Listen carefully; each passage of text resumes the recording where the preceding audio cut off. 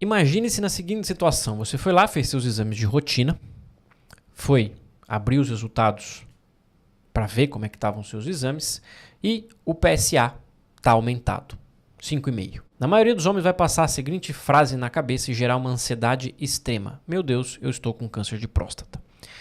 Mas será que é isso mesmo? Hoje eu quero revelar a verdade sobre o PSA e desmistificar uma ansiedade extrema que existe com essa expectativa com relação ao resultado do PSA. Olá, eu sou o Dr. Thiago, eu sou médico urologista aqui em São Paulo. Semana passada eu atendi um paciente que aconteceu exatamente isso. Ele entrou no meu consultório visivelmente nervoso. Geralmente nesses casos vem a esposa, quando não a filha junto, trazendo esse resultado do PSA, que o dele tinha dado 6,2.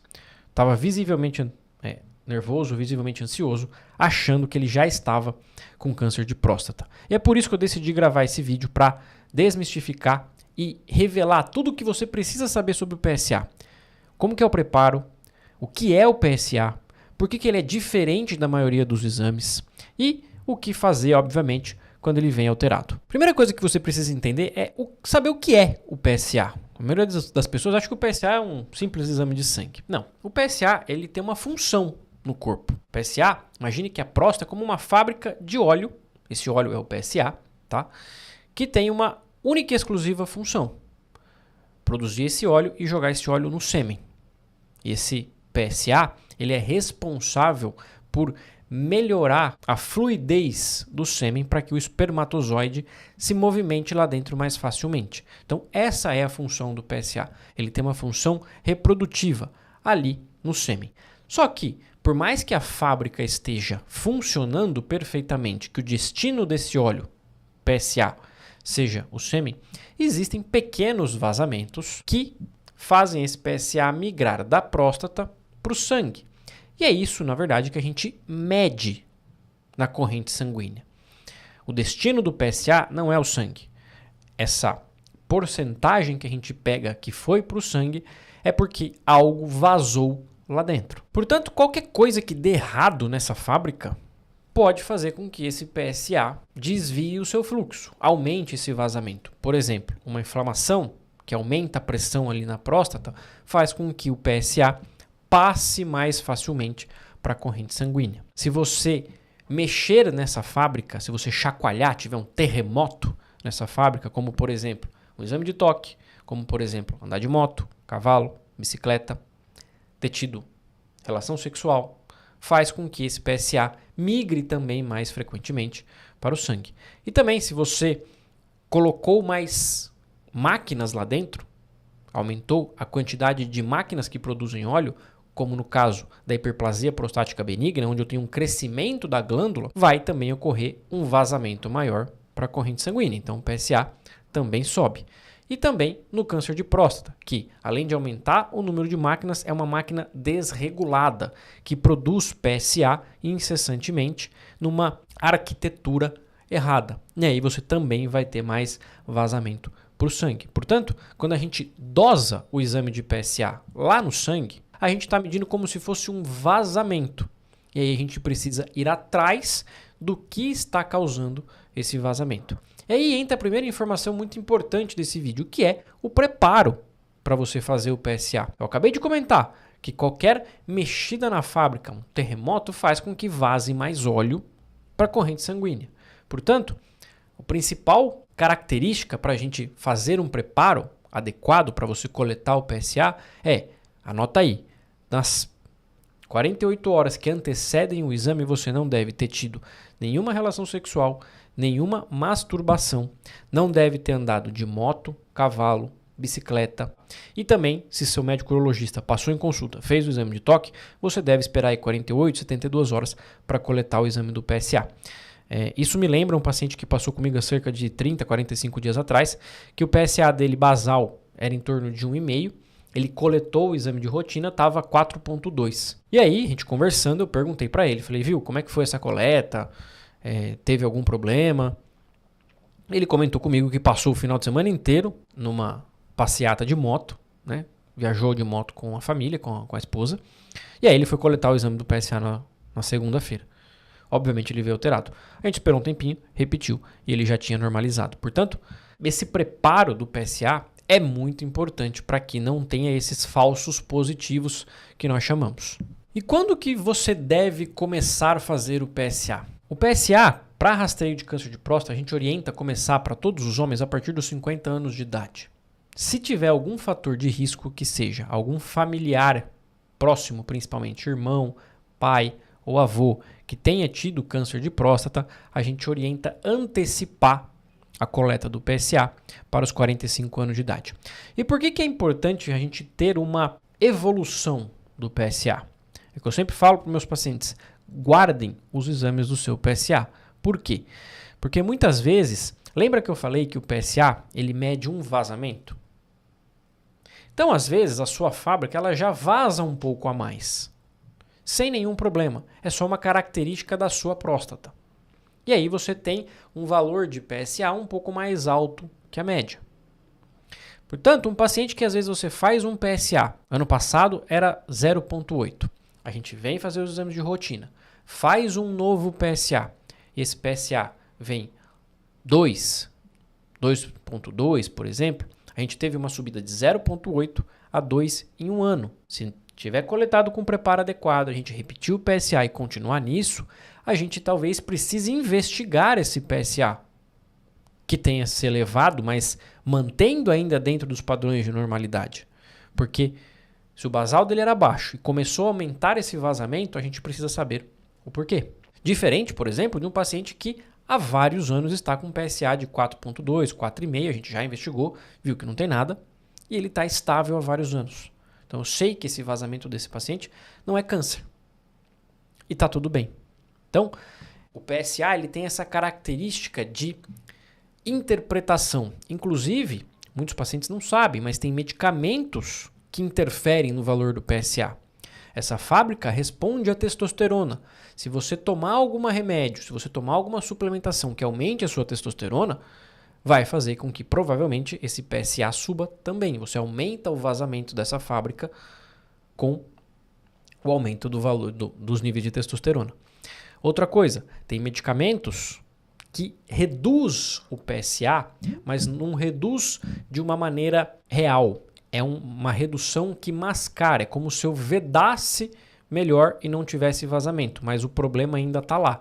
É como se eu estivesse jogando o óleo para debaixo do tapete, que é os medicamentos para tratamento da hiperplasia prostática benigna, como a finasterida e a dutasterida. A grande questão é que esses medicamentos também são usados para tratamento de cabelo. Então é comum os pacientes falarem, doutor, eu faço o PSA com o meu cardiologista e está tudo bem.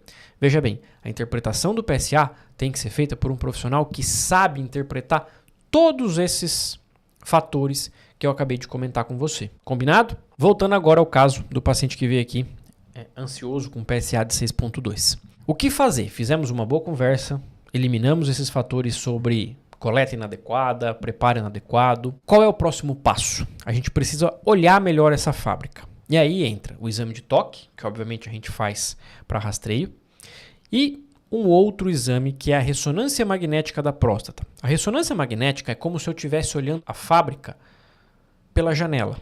É como se eu estivesse olhando à distância se existe alguma máquina ali dentro que está com defeito, produzindo óleo a mais, se aumentou o número de máquinas lá dentro, se tem algum vazamento específico em algum canto. A ressonância, ela vai olhar se existe alguma máquina com problema. E aí a gente interpreta a ressonância. Obviamente eu estou usando essa analogia da máquina para você entender melhor. Mas aí a gente interpreta essa ressonância com a possibilidade de existir um nódulo e a probabilidade desse nódulo ser um câncer. Ser uma máquina que está produzindo PSA descontroladamente e de uma maneira errada, com uma arquitetura errada, não direcionando para o lugar certo, e aí ele acaba parando na corrente sanguínea. A ressonância, a gente classifica ela, conforme os achados de imagem da ressonância, numa classificação que nós chamamos de pi-RADS, que vai de 1 até 5, sendo 1 e 2 provavelmente benigno, 3 indeterminado e 4 e 5 provavelmente maligno, tá? E aí, em sendo uma ressonância que veio essa nota de pi-RADS 3, 4 ou 5, a gente aí sim precisa retirar aquela máquina que está com defeito e olhar dela com mais próximo. E aí a gente faz, obviamente, a biópsia. A biópsia de próstata, ela é guiada pela ressonância e pelo ultrassom nessa região suspeita que existe uma máquina com defeito, uma célula com defeito. E aí, além disso, além de uma área com defeito, a gente aproveita e faz uma amostragem de toda a fábrica. E aí, sim, a biópsia vai dizer pra gente se aquela área suspeita na ressonância é ou não um câncer de próstata. E agora vem uma informação muito importante aqui no vídeo, porque eu comentei os passos que a gente faz, né, para fazer o diagnóstico final do câncer de próstata, mas você deve estar pensando, tá, então quer dizer que um PSA alto pode sim ser câncer de próstata. Pode. Mas agora eu quero que você preste atenção nessa tabela que eu vou mostrar para vocês. Qual é a probabilidade de você estar com câncer de próstata de acordo com o valor do seu PSA? Se o seu PSA estiver entre 0 e 2,5, é uma probabilidade menor que 1%. Bem baixa, certo? Veja que nunca é zero, né? Se o seu PSA estiver entre 2,5 e 4, essa probabilidade vai para 4%. Se o seu PSA estiver entre 4 e 10, essa probabilidade sobe para 25%. E se o seu PSA estiver maior que 10, é uma probabilidade de 50%. Veja que quanto maior o PSA, maior é a chance de você estar com câncer de próstata, tá? Mas eu vou agora falar de uma maneira um pouco diferente. Para pacientes que têm PSA entre 4 e 10, existe 75% de chance de não ser câncer de próstata. Veja que muda completamente a perspectiva os simples jeitos que eu falei para você. Então, na maioria dos casos, PSAs elevados 4 e 10, a probabilidade de não ser câncer é maior do que de ser câncer. Eu não estou dizendo que não devemos investigar. Sim, devemos investigar, mas sem ansiedade, com tudo no seu tempo, fazendo a ressonância e fazendo a biópsia, sem sofrer por antecedência e sem tomar conclusões precipitadas. E é o que eu falo para os pacientes. A gente encontrar um câncer de próstata, óbvio, a gente não gostaria que isso acontecesse, mas a gente detectando de maneira precoce, a chance de cura é extremamente alta numa fase inicial da doença, acima de 90%. E antes da gente terminar, eu queria falar alguns mitos muito importantes sobre o PSA. O primeiro deles, que PSA elevado é igual a câncer de próstata. Bom, passei o vídeo esclarecendo isso. Então, você já entendeu que isso é um mito. PSA elevado significa investigação. Fechou? Segundo mito, preciso baixar o PSA a todo custo. Isso é muito, muito frequente nos pacientes acharem que precisa baixar o valor do PSA. O PSA, ele indica aquele vazamento que eu acabei de explicar para você. Se você foi lá, investigou, fez a biópsia, não é câncer, tá tudo bem. Isso indica que é um vazamento que não vai causar nenhum problema mais sério para você. A gente não precisa baixar o PSA. A gente precisa identificar o que estava causando o vazamento. Se não é nada sério, tudo bem, vamos tratar e vamos acompanhar. Fechou? O PSA não é problema. Ele pode indicar um problema. Terceiro mito. Se o PSA está normal, eu não preciso me preocupar. Eu expliquei no começo do vídeo que muitas vezes a tendência do PSA, a evolução do PSA pode ser até mais importante do que um valor isolado. E é por isso que eu falei, quem precisa interpretar corretamente o valor do seu PSA é um urologista que está habilitado e treinado para isso. A gente sabe todos esses fatores que interferem no valor do PSA e a gente vai fazer esse cálculo de probabilidade na nossa cabeça ali durante a consulta. Portanto, PSA normal não necessariamente está tudo bem. Fechou? Portanto, a mensagem que eu quero passar é a seguinte. PSA, ele é um aliado muito importante no rastreio aí do câncer de próstata. Ele é como um sistema de alarme.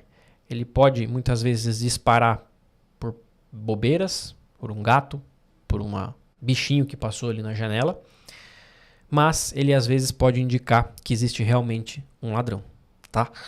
Então, se ele subiu, se ele apitou, vamos atrás e vamos ver o que é.